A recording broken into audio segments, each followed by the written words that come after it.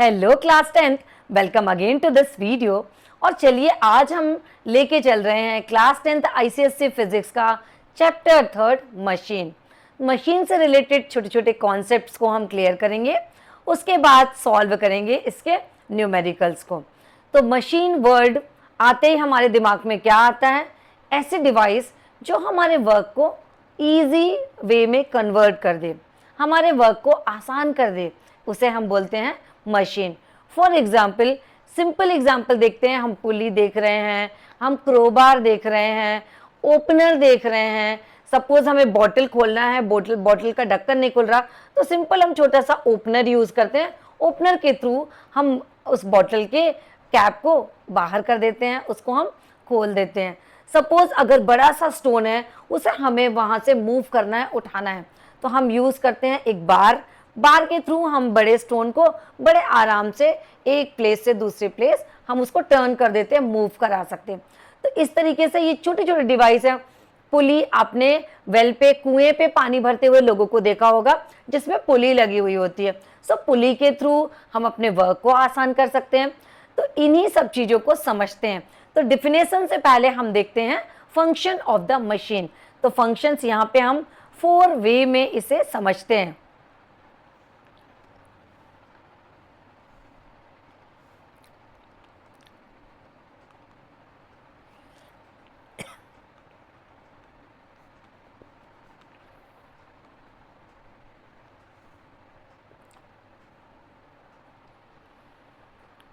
Are useful in 4 ways.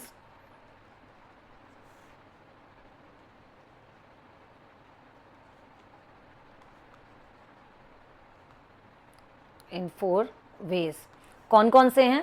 पहला लेते हैं अपन, फर्स्ट बात करते हैं इन lifting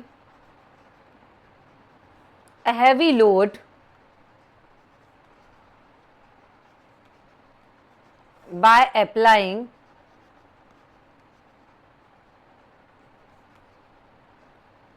less effort as a force multiplier। चलिए समझते हैं ये है क्या।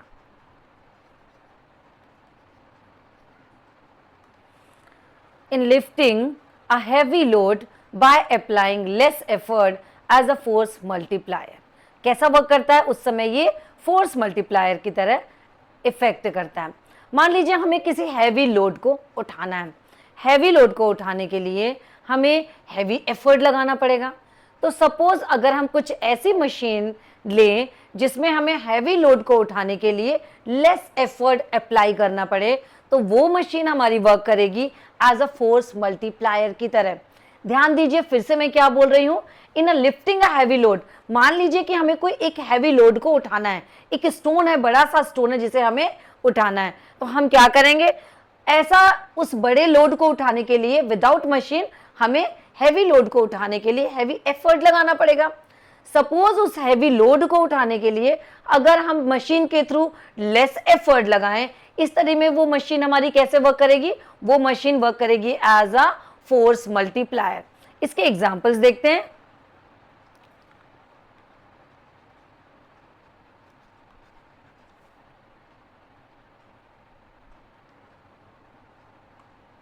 एग्जाम्पल्स हैं, मान लीजिए कि कार का आपने ध्यान दिया होगा कि जब हम उसको टायर को चेंज करते हैं, कार के टायर को बदलने के लिए क्या यूज करते हैं? हम जैक का यूज करते हैं। जैक लगाने के बाद क्या होता है? हमारी कार या जो भी ट्रक है या बस है, वो क्या होगा? उस हैवी लोड को थ्रू द जैक हम क्या करते हैं? उसे ऊपर उठा देते हैं, उसे मूव करा देते हैं। तो ये क्या हो गया? For a lift a car by jack. Jack के थ्रू क्या करते हैं? हम कार को लिफ्ट करा देते हैं। मान लीजिए हमें स्टोन को मूव कराना है, एक हैवी स्टोन है, मान लीजिए ये एक हैवी स्टोन है, इसे हमें मूव कराना है, तो हम क्या करेंगे? इसे एक बार के थ्रू इधर से क्या करेंगे? पुश करेंगे, तो ये स्टोन वहां से मूव करेंगे। हैवी स्टोन को थ्रू द बार हम इसे मूव करा सकते हैं। मान लीजिए कि बहुत सारी सॉइल है, बहुत सारी मिट्टी है, उसे हमें क्या करना है? टर्न करना है। तो turn the soil by the spade. Spade के थ्रू हम क्या करेंगे? इसे मूव करा लेंगे। तो ये छोटी छोटी मशीन्स हैं जो कि एग्जाम्पल्स हम इसके ले सकते हैं। तो ये मशीन कैसे वर्क करती हैं? As a force multiplier, means हमारे फोर्स को बढ़ा देंगी। कौन से फोर्स को? एफर्ट के फोर्स को बढ़ा देंगी, तो उस लोड को हम बहुत आसानी से मूव करा देंगे। तो पहला हो गया हमारा वर्क। सेकेंड इसमें देखते हैं, for example in changing the point of application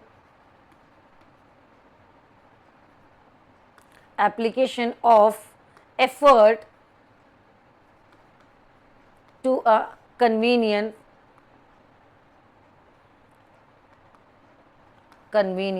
point. In changing the point of application of effort to a convenient point, sometime क्या है, अभी हम फोर्स मल्टीप्लायर की तरह वर्क कर रहे थे। सपोज कभी कभी क्या करते हैं, हम एफर्ट के पॉइंट को बदल देते हैं। एफर्ट के पॉइंट को बदलने पे क्या होगा, हमको एफर्ट कम लगाना पड़ेगा। In changing the point of application of effort to a convenient point. चलिए समझते हैं। फॉर एग्जाम्पल यहाँ पे ले लिया अपन ने, ये एक मान लीजिए एक ये बाइसिकल है। बाइसिकल यहाँ पे क्या होती है, यहाँ पे एक पेडल लगा हुआ होता है और यहाँ से ये रोटेट होती है, एक चेन के थ्रू यहाँ पे ये लगी हुई होती है।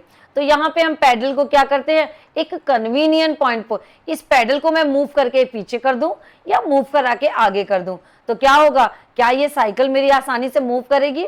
नहीं, तब ये साइकिल मेरी आसानी से मूव नहीं कर सकती, क्योंकि एक कन्वीनियंट पॉइंट पे हम एफर्ट को लगाने पे ही हमारी ये साइकिल मूव करेगी। सेकेंड एग्जाम्पल्स अपन ले सकते हैं, जैसे डोर को हिंज, डोर का एग्जाम्पल है। ये मान लीजिए कि ये डोर है, इस पे यहाँ पे हम क्या करते हैं, इस डोर को अगर मुझे यहाँ से मूव कराना है तो यहाँ पे कन्वीनियंट पॉइंट कॉर्नर पे ही मुझे हैंडल लगाना पड़ेगा। तो इस डोर को क्या करेंगे, हम रोटेट कर सकते हैं, इधर से इधर रोटेट। अगर इस हैंडल को मैं उठा के पीछे कर दूं तो ये क्या होगा, ये कन्वीनियंट पॉइंट नहीं होगा। तो हमें क्या करना पड़ता है, in changing the point of application of effort to a convenient point, convenient point पे लगा कर ही हम क्या कर सकते हैं, इसको वर्क करा सकते हैं। अब और एक एग्जांपल देखते हैं इसके लिए। सपोज अगर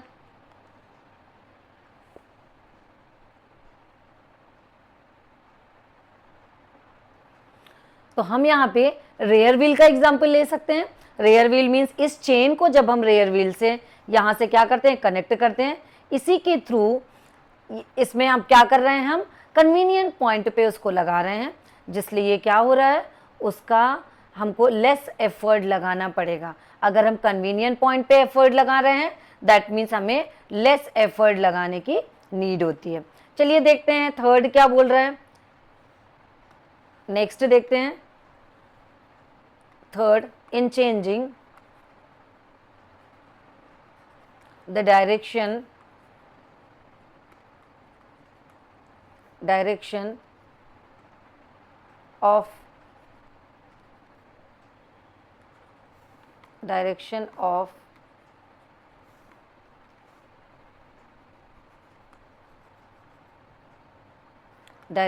of effort to a convenient direction. In changing the direction of effort to a convenient direction. अभी हमने देखा as a force multiplier, as a by changing the point of effort. अब देखेंगे in changing the direction of effort, वहाँ पे point को change कर रहे थे हम, यहाँ पे उसके डायरेक्शन को बदल देते हैं। इसका एग्जाम्पल आपने क्या देखा होगा, पुली के थ्रू आपने वेल में से वाटर निकालते हुए तो देखा ही होगा। फॉर एग्जाम्पल मान लीजिए क्या है, ये एक वेल है, ये एक वेल है, यहाँ पे कोई इंसान खड़ा है और क्या कर रहा है, वो पानी को निकाल रहा है। तो पानी को निकालने के लिए सपोज ये हमारे पास बकेट है और बकेट में ये हो गई है, लगी है रस्सी, तो ये इसको ऐसे सीधा खींचेगा। तो जब ये यहाँ से खींचेगा तो क्या होगा, उसको ज़्यादा एफर्ट लगाना पड़ेगा। और सपोज अगर मैं यहाँ पे एक पुली कनेक्ट कर दूँ, ये बना दिया, यहाँ पे सपोज ये कोई खड़ा है, कोई मैन खड़ा है और वो क्या कर रहा है, यहाँ पे लगा दिया हमने एक पुली लगा दी।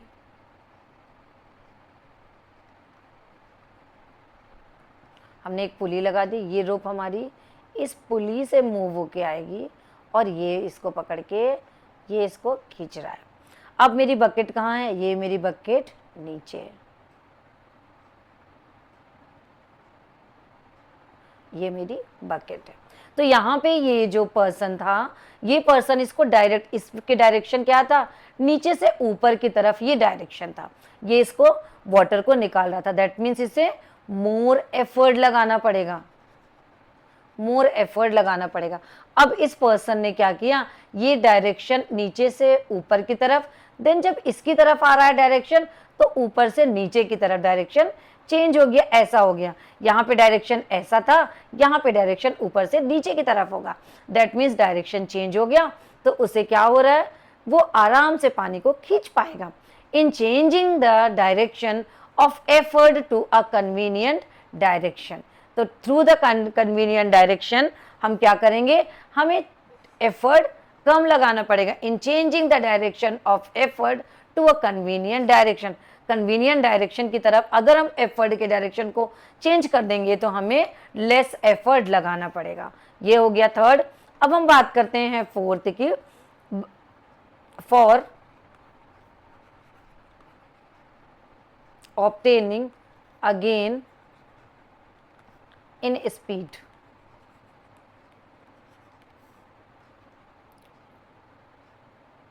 movement of load by a smaller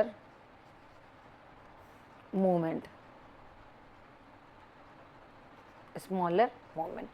for obtaining a gain in speed, movement of load by a smaller movement। अब यहाँ पे देखिए इसका एग्जाम्पल्स क्या समझते हैं। सबसे पहले अपन देखते हैं, सपोज ये ले लिया हमने एक सीजर,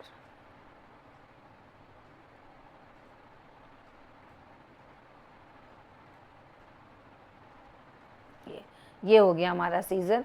तो सीजर पे क्या देखते हैं अपन कि ये जो इसके आर्म हैं ये क्या होते हैं? ये बड़े होते हैं।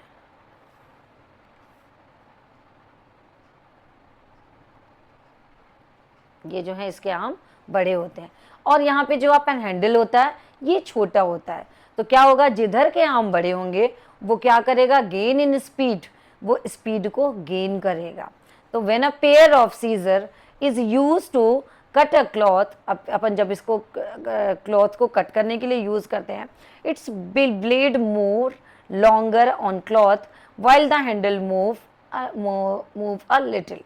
हैंडल क्या होता है? छोटा रखते हैं और इसके ब्लेड्स जो हैं वो बड़े रखते हैं जिधर से क्लॉथ को हम कट करते हैं। तो ये क्या हो रहा है? हमको एज अ मोमेंट हमको ये दे रहा है। मीन्स क्या दे रहा है? ये स्पीड मल्टीप्लायर, स्पीड हमको दे रहा है। अब फॉर एग्जाम्पल नाइफ का एग्जाम्पल लेते हैं। मान लीजिए कि ये नाइफ है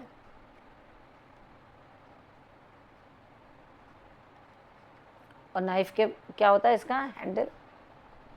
तो जब कभी भी नाइफ में क्या होता है? जिधर पे शार्प है, जिधर से हम कट करते हैं वो बड़ा होता है और इसका हैंडल छोटा होता है।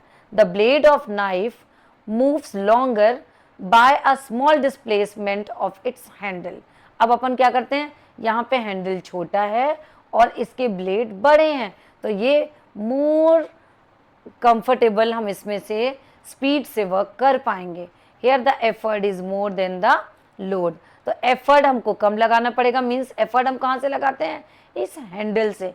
तो यहाँ पे हमको एफर्ट कम लगाना पड़ेगा और हमारा लोड, मान लीजिए हम जिस ऑब्जेक्ट को कट कर रहे हैं उसे हम बहुत आसानी से इस नाइफ के थ्रू कट कर सकते हैं। तो चलिए इन चारों पॉइंट को कनेक्ट करते हैं और देखते हैं definition of machine. A machine is a device by which we can either overcome a large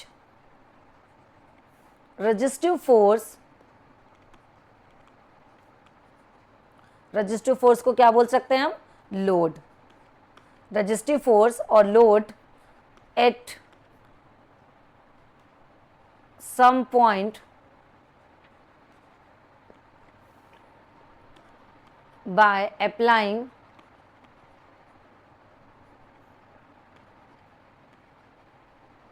a small force at a convenient point and in a desired direction, or by which we can obtain a gain in speed। हमने क्या किया, इन चारों function को एक साथ compile कर दिया और क्या बन गई, ये मशीन की डिफिनेशन बन गई। A machine is a device by which we can either overcome a large resistive force at a some point by applying a small force. Resistive force को कम करती है, क्यों, कैसे किस किस तरीके से करेगी, some point by applying a small force at a convenient point and in a desired direction, और by which we can obtain a gain in speed. हम स्पीड गेन कर सकते हैं, डायरेक्शन को बदल के कर सकते हैं, और अप्लाइंग अ स्मॉल फोर्स के थ्रू कर सकते हैं। कैसे, लोड को कम कर सकते हैं, किन किन तरीकों से, लोड को कम कर सकते हैं हम किन किन तरीकों से, पहली चीज bye applying a less effort, second क्या कर सकते हैं, कन्वीनियंट पॉइंट पे हम फोर्स लगा सकते हैं, थर्ड डायरेक्शन को बदल सकते हैं, fourth we can obtain a gain in speed. तो ये हो गई हमारे मशीन की डेफिनेशन। नेक्स्ट वीडियो में हम इससे technical term related to machine को देखेंगे और समझेंगे। तो पढ़ते रहिए, फिर मिलते हैं नेक्स्ट वीडियो में।